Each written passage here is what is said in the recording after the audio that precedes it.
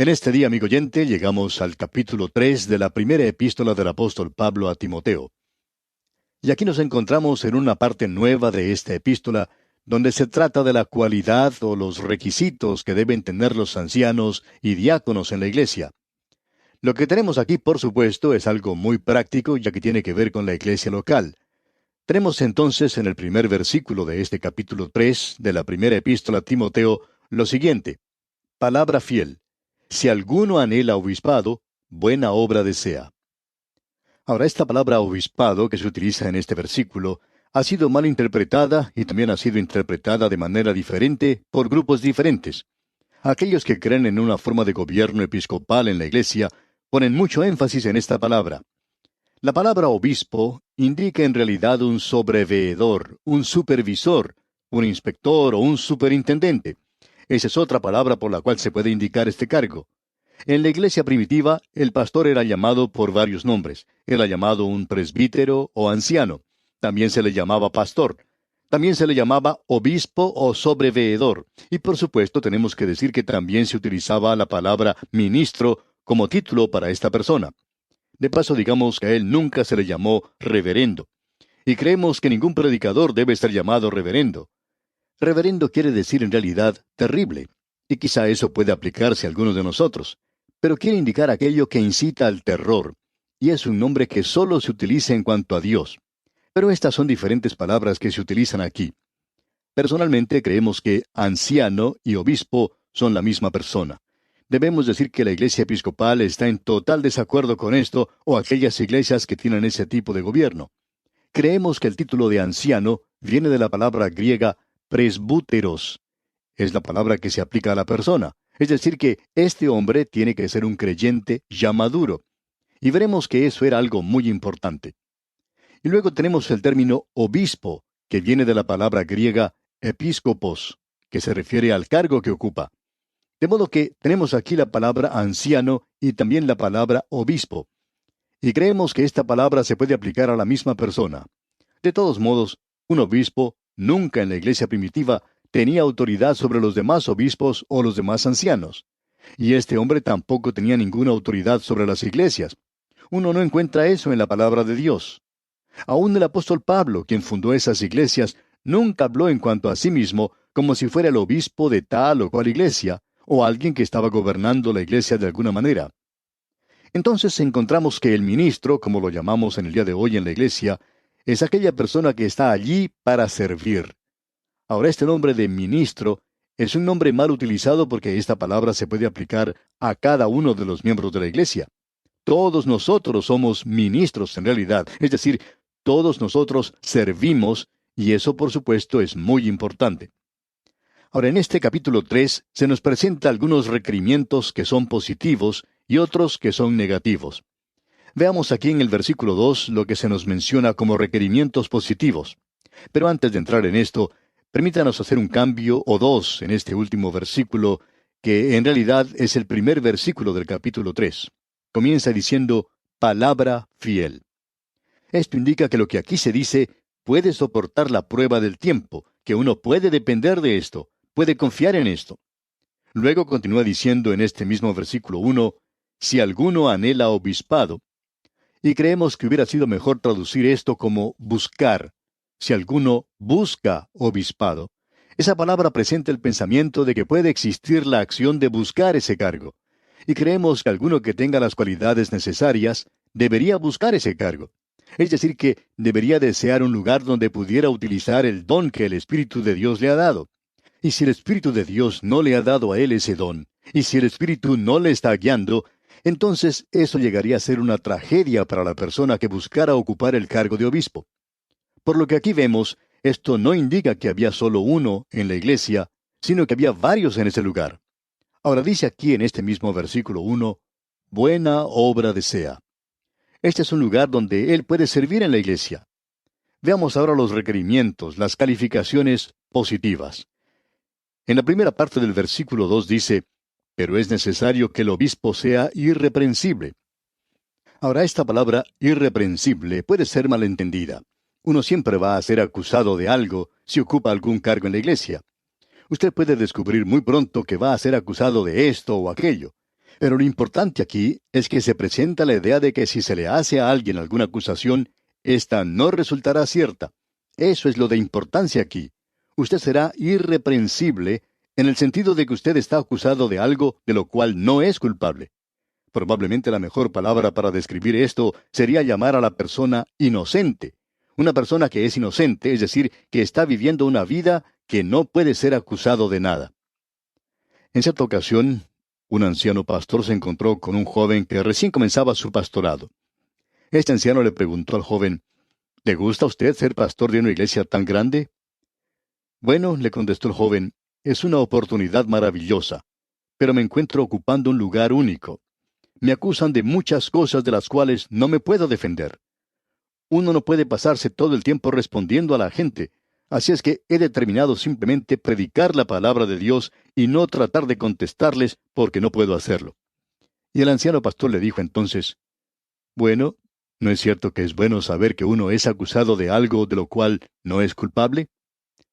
Es muy bueno estar en una posición así.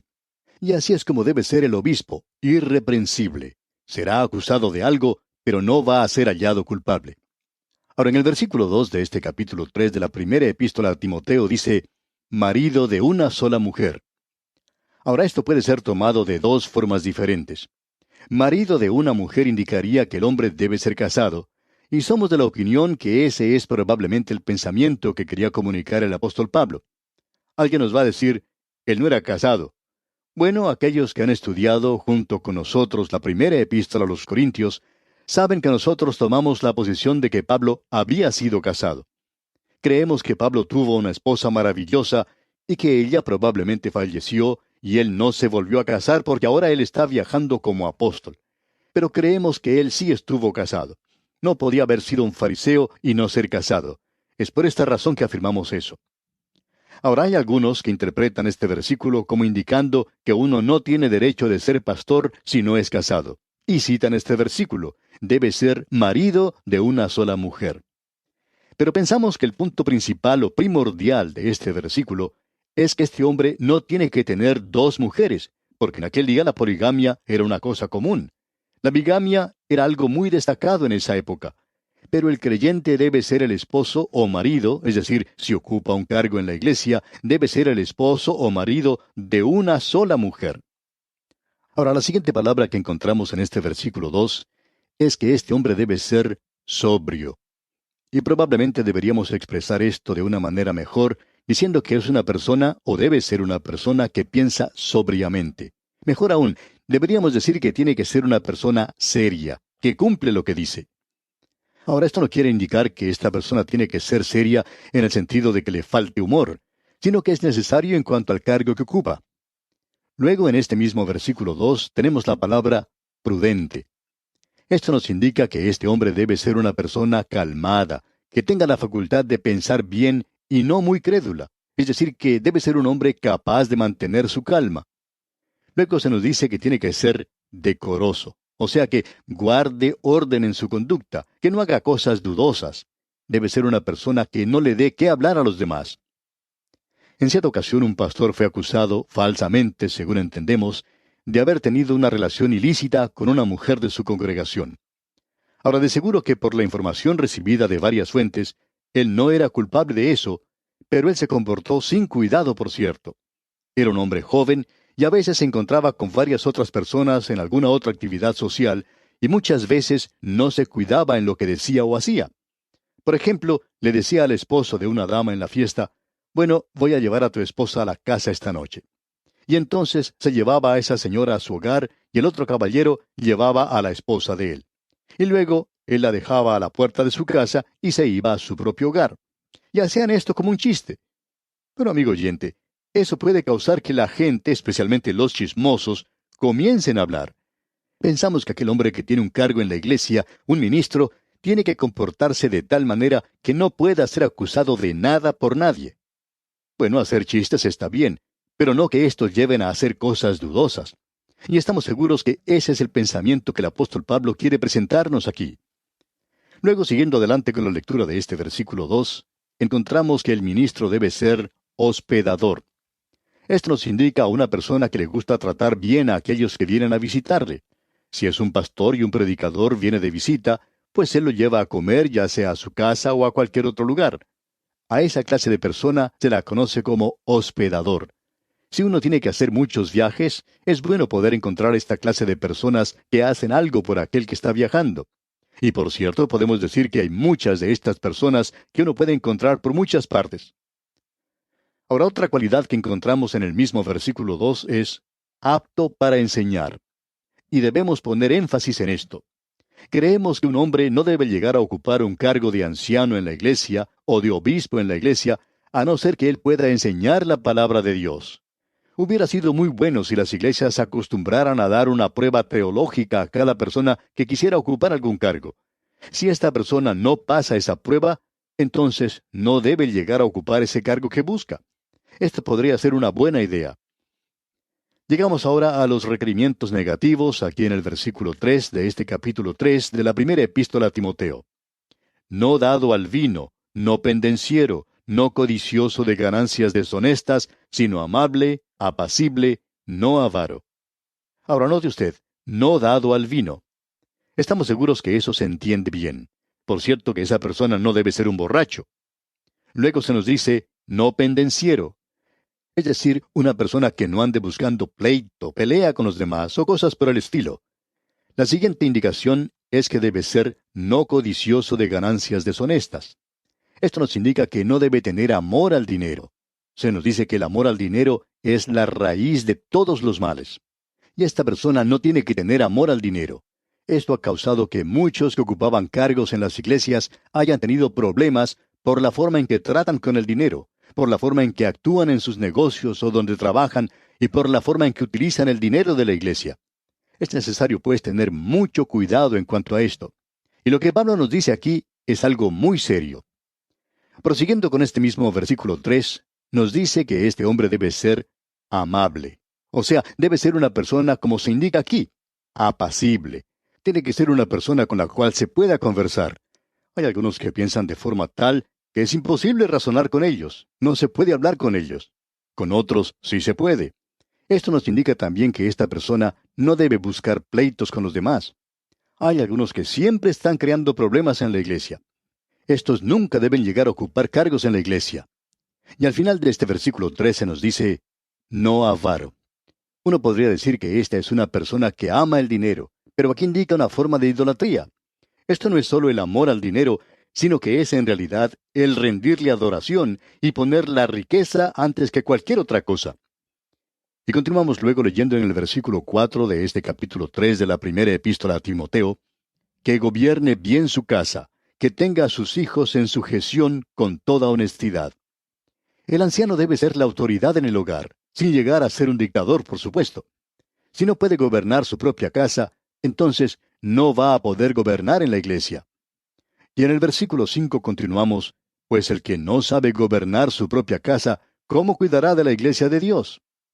Luego en el versículo 6 tenemos algo que es muy importante, algo que debemos enfatizar, ya que allí comienza diciendo, no un neófito. Esto indica en realidad que no debe ser un recién convertido. Debe ser una persona que haya sido convertida por algún tiempo. Hay veces que un hombre se convierte esta semana y ya en la próxima semana está él ocupando un cargo en la iglesia y no creemos que esté listo para hacer eso. Esto ocurre principalmente con personas que en la vida secular ocupan altos cargos o que son artistas y por sus prominentes personalidades y en forma natural son rápidamente empujados a ocupar algún lugar de importancia en la iglesia también. Y hay algunos de ellos que piensan que ya son teólogos. Creemos que muchas veces la causa de Cristo se ve perjudicada por personas que han tratado de llegar a ser autoridades en las cosas de los creyentes que ellos mismos no conocen. Creemos que es algo bueno si quieren dar su testimonio, pero cuando esta gente comienza a decirle a aquellos que ya han sido creyentes por mucho tiempo, por muchos años, y quieren corregirles en cuanto a esta doctrina y aquella otra, entonces decimos que están perjudicando la causa de Cristo. Y aquí en el versículo 6 leemos, no un neófito, no sea que envaneciéndose caiga en la condenación del diablo. Aquí se nos menciona el gran pecado de Satanás.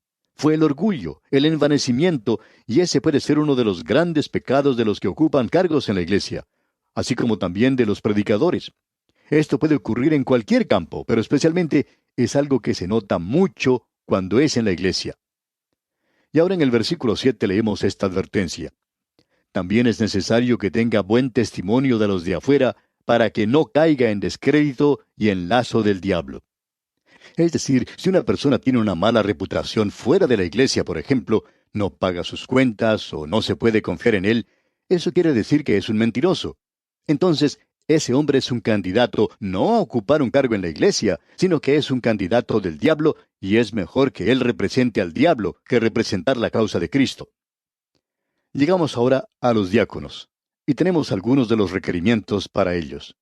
En la primera parte del versículo 8 se nos dice, los diáconos asimismo deben ser honestos, sin doblez. No tienen que ser personas de dos caras. Eso puede ser algo muy peligroso. Una persona que trata de complacer a todo el mundo o que no tiene el coraje, el valor de mantener su posición. Existe cierto balance muy delicado entre el ser una persona debilucha y un dictador. Pero alguien que ocupa un cargo en la iglesia debe ser algo entre esos dos. Luego se nos dice en la segunda parte de este versículo 8, no dados a mucho vino, no codiciosos de ganancias deshonestas. Y no vamos a tratar de explicar esto porque debemos tomarlo tal cual está aquí. Creemos que la Biblia enseña moderación, sobriedad. Creemos que esto es algo importante. No creemos que la Biblia enseñe una abstinencia total, porque usted debe recordar que en aquella época no había muchas medicinas y el vino era un remedio. Puede ser un remedio si se usa de esa manera hoy. Y después de todo, ¿no es cierto que un 50% de la medicina o de los remedios que uno toma hoy tienen su base en el alcohol?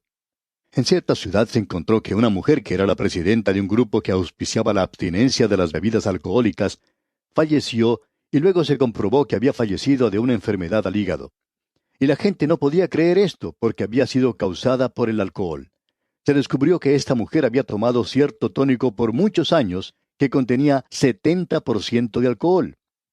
Esta persona estaba enseñando que era bueno abstenerse totalmente, pero por cierto que ella no estaba siguiendo lo que enseñaba. Ella estaba tomando un remedio que decía le ayudaba y que contenía un 70% de alcohol. Así es que el alcohol puede ser usado en cierta medida como remedio, pero creemos que cuando se usa como bebida, entonces comienzan los problemas. Debe ser usado solo como medicina, es decir, por prescripción médica. Y Pablo le va a decir esto a Timoteo más adelante. Usa un poco de vino por causa de tu estómago. Probablemente Timoteo tenía algunos problemas con el estómago. Quizás siendo un joven pastor tenía muchos problemas con los diáconos, y eso, amigo oyente, le puede dar a cualquier pastor úlceras, quizá más rápido que cualquier otra cosa. Bien, amigo oyente, vamos a detenernos aquí por hoy.